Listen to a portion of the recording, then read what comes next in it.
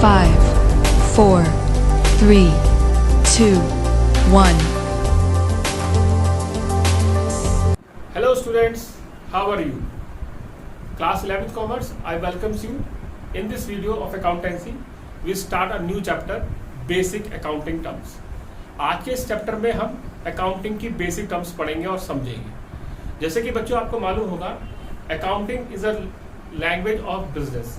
Accounting business की एक language होती है, या ऐसे कहें कि बिजनेस को अगर हमें एक्सप्रेस करना है, बताना है या समझाना है, तो हम अकाउंटिंग लैंग्वेज का इस्तेमाल करते हैं या यूज़ करते हैं। तो जो हम अकाउंटिंग लैंग्वेज का इस्तेमाल करते हैं, यूज़ करते हैं, तो उसके लिए हमें उस अकाउंटिंग लैंग्वेज की कुछ टर्मिनोलॉजीज भी याद होनी चाहिए या समझ में आनी चाहिए। तो उसी के लिए हम ये चैप्टर पढ़ रहे हैं कि जो जो अकाउंटिंग के अंदर टर्म्स इस्तेमाल होती हैं या टर्मिनोलॉजी जो इस्तेमाल होती है, उनको समझना है और सीखना है। तो स्टार्ट करते हैं आज के पहले टर्म से, that is business transaction. Business transaction is an economic transaction involving two और मोर पार्टीज।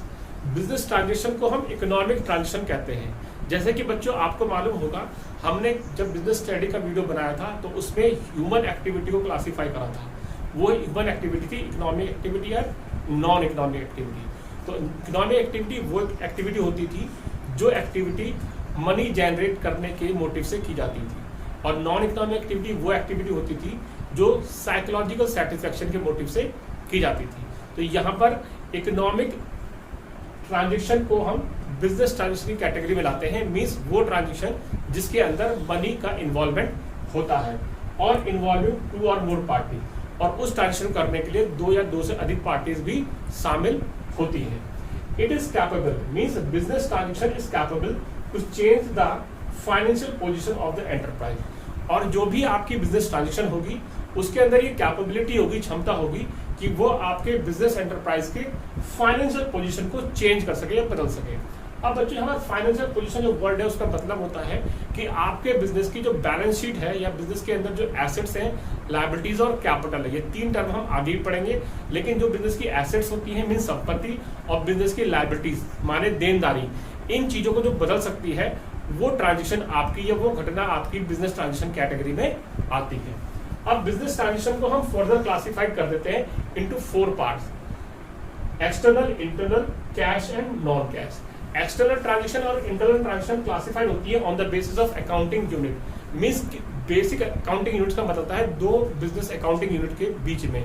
अब जो एक्सटर्नल ट्रांजेक्शन होगी उसके अंदर दो अकाउंटिंग यूनिट है, दो बिजनेस एंटरप्राइज शामिल होंगे, एक हमारा और एक दूसरे व्यक्ति का। और जो इंटरनल होगी उसमें अकाउंटिंग यूनिट सिर्फ हमारी शामिल होगी। मींस ऐसी ट्रांजेक्शन जो हमारे एंटरप्राइज के अंदर ही की जा रही है, तो वो इंटरनल बिजनेस ट्रांजेक्शन होगी। जैसे कि हम अपने बिजनेस के अंदर एसेट्स पे कैसा डेप्रिसिएशन चार्ज करते हैं, means method of charging depreciation. हम अपने एसेट्स को डेप्रिशिएट कर रहे हैं, तो ये ट्रांजेक्शन हम अपने बिजनेस के अंदर कर रहे हैं, दैट इज इंटरनल। और एक्सटर्नल मींस हम किसी दूसरे एंटरप्राइज के साथ परचेज सेल्स की डीलिंग कर रहे हैं, तो वो ट्रांजेक्शन कहलाएगी आपकी एक्सटर्नल। फिर आती है on the basis of payment. Payment माने भुगतान के लिए कैश पेमेंट ट्रांजेक्शन और non cash payment transaction. Cash payment transaction वो ट्रांजेक्शन होती है जिसमें हम नगद रुपया देते हैं या लेते हैं। मींस अगर हमने सामान नगद खरीदा है या कैश में खरीदा तो हम कैश का पेमेंट करेंगे, और नगद सामान बेचा है तो हम कैश रिसीव करेंगे, तो वो रहेंगे आपकी cash transaction. Non cash transaction वो ट्रांजेक्शन होगी जिसमें पैसा तो इन्वॉल्व कैसे होगा कि उधार के बेसिस पर। मींस सामान आपने बेच दिया है, पैसे के रूप में, पैसे के फॉर्म में बेचा है। मींस 10 रुपए का सामान, 20 रुपए का सामान, 10,000 रुपए का सामान, लेकिन पैसा आप अभी नहीं ले रहे, कुछ दिनों बाद लेंगे।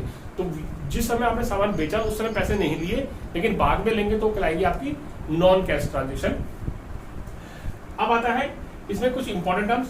If transaction can not be expressed in money terms, अगर ट्रांजेक्शन जो मनी टर्म्स में एक्सप्रेस नहीं हो सकती, not consider as business transaction. जैसे कि मैंने पहले बताया कि बिजनेस ट्रांजेक्शन इकोनॉमिक ट्रांजेक्शन होती है, तो जो ट्रांजेक्शन मनी टर्म्स में एक्सप्रेस नहीं हो सकती है उनको हम बिजनेस ट्रांजेक्शन कंसिडर नहीं कर सकते। जैसे कि a quarrel between manager and worker, manager और वर्कर के बीच में कोई झगड़ा हो गया, तो ये इंपॉर्टेंट एस्पेक्ट है हमारे बिजनेस एंटरप्राइज के लिए, लेकिन इस एस्पेक्ट के हम टर्म्स को मनी टर्म्स में रिकॉर्ड नहीं कर सकते। तो इसलिए ये क्या इकोनॉमिक ट्रांजेक्शन नहीं है या से मनी इन्वॉल्व नहीं है, तो इसको रिकॉर्ड नहीं करेंगे, तो ये बिजनेस ट्रांजेक्शन का पार्ट नहीं हो सकता।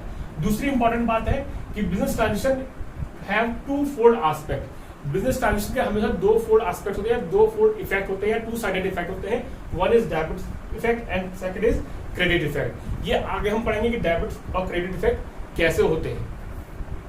कम टू द नेक्स्ट वन बच्चों, entity, business entity and accounting entity. ये सब एक साथ इसलिए पढ़ा रहा हूं क्योंकि हमें अकाउंटिंग एंटिटी का मीनिंग भी समझना है। पहले हम एंटिटी वर्ड को समझ लेते हैं। Entity a thing which have definite individual existence. कोई भी चीज जिसका एक निश्चित व्यक्तिगत अस्तित्व होता है, जैसे कि आप और हम सबका अस्तित्व है, राम, श्याम, मोहन। तो ये सारे जो चीज में नाम ली, इनका एक एग्जिस्टेंस होता है, अस्तित्व है, इंडिविजुअल, व्यक्तिगत। तो ये सारी चीज क्या है? एंटिटी है, जिनको हम पहचान सकते हैं, जिनको हम क्या कर सकते हैं? पहचान सकते हैं उनके नाम से। अब आता है नेक्स्ट वन, बिजनेस एंटिटी। अब बिजनेस एंटिटी क्या होता है? It means are specifically identifiable business enterprise. किसी नाम से जब हम किसी बिजनेस एंटरप्राइज को पहचानते हैं तो वो बन जाता है बिजनेस एंटिटी। हमारी पहचान हमारे नाम से है, तो जिस बिजनेस एंटरप्राइज की पहचान उसके नाम से होती है तो वो बन जाता है बिजनेस एंटिटी। जैसे कि ABC private limited, measures Jain enterprise, state bank of India, Punjab national bank, Reliance industries, ये सब नाम से पहचानी जाती हैं, तो ये बिजनेस एंटिटी कहलाती है। अब तीसरा टर्म है यहाँ पर accounting entity. When accounting system is devised, जब कोई अकाउंटिंग सिस्टम, अकाउंटिंग करने का तरीका तैयार किया जाता है for a business entity. Business entity के लिए मीन्स जब स्टेट बैंक ऑफ इंडिया एक बिजनेस एंटिटी है और वो अपना अकाउंटिंग सिस्टम तैयार करती है, मीन्स अकाउंटिंग करती है, तब वो बन जाती है अकाउंटिंग एंटिटी। मीन्स वो बिजनेस कर रही है अकाउंटिंग के माध्यम से, तो वो बिजनेस एंटरप्राइज अकाउंटिंग एंटिटी कहलाता है। Now come to the next one बच्चों, the third term is account. Account is summarised and complete record of all relevant transaction. Account एक समराइज्ड और कंप्लीट रिकॉर्ड होता है रिलेवेंट ट्रांजेक्शन का। Relevant means संबंधित transaction का, relating to a particular head, जो कि किसी पर्टिकुलर हेड से संबंधित होती है, और record eight one particular place, और जो कि रिकॉर्ड की जाती है एक पर्टिकुलर प्लेस के अंदर। तो वो पर्टिकुलर प्लेस के अंदर जब पर्टिकुलर हेड से संबंधित ट्रांजेक्शन रिकॉर्ड होती है तो वो चीज बन जाती है आपकी, या वो चीज कहलाती है आपका अकाउंट। जैसे एग्जांपल सेल्स अकाउंट। तो सेल्स अकाउंट आपका एक पर्टिकुलर हेड है, तो इस हेड के अंदर सेल्स से ही रिलेटेड ट्रांजेक्शन की जाएगी। नेक्स्ट है परचेज अकाउंट। तो परचेज अकाउंट एक हेड हो गया और परचेज अकाउंट के अंदर परचेज से रिलेटेड ही ट्रांजेक्शन की जाएंगी। यहाँ पर मैंने आपको फॉर्मेट बनाकर दिखाया, ये अकाउंट का एक फॉर्मेट है जिसमें डेबिट साइड और क्रेडिट साइड है। हर अकाउंट के अंदर डेबिट और क्रेडिट साइड होती है। जैसे कि मैंने आपको बिजनेस ट्रांजेक्शन जब मैं टर्म बता रहा था, तो बिजनेस ट्रांजेक्शन के इफेक्ट टू फोल्ड इफेक्ट होते हैं, एक डेबिट और एक क्रेडिट। तो अकाउंट भी दो साइड का बनेगा, एक डेबिट साइड होता है अकाउंट के अंदर और दूसरा क्या होता है? Credit side. जैसे कि डेट पर्टिकुलर जेएफ अमाउंट, ये डेबिट कॉलम हो गया, डेबिट साइड हो गया। डेट पर्टिकुलर जेएफ अमाउंट, ये क्रेडिट साइड हो गया। अब जो भी हम अकाउंट बनाएंगे तो उसका हेड का नाम यहाँ पर लिखेंगे। जैसे एग्जांपल में लिखा हूं यहाँ पर परचेज अकाउंट, तो ये इसका पर्टिकुलर हेड हो गया। तो परचेज अकाउंट के अंदर जो भी हम ट्रांजेक्शन रिकॉर्ड करेंगे किससे संबंधित होंगी? परचेज अकाउंट से ही रिलेटेड होंगी। होप सो आपको ये टर्मिनोलॉजी समझ में आएगी। इनको बच्चों ध्यान से पढ़ना और समझना।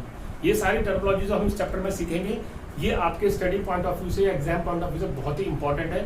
और जितनी भी आप कॉमर्स की फर्दर स्टडीज करेंगे वहाँ ये टर्मिनोलॉजी हमेशा इस्तेमाल होती है, और आपको अभी से ही इनको सीखना है और अपना बेसिक स्ट्रॉन्ग करना है। इससे रिलेटेड जो नोट्स है मैं आपको इसके डिस्क्रिप्शन में लिंक में भेजूंगा और पीडीएफ फाइल में।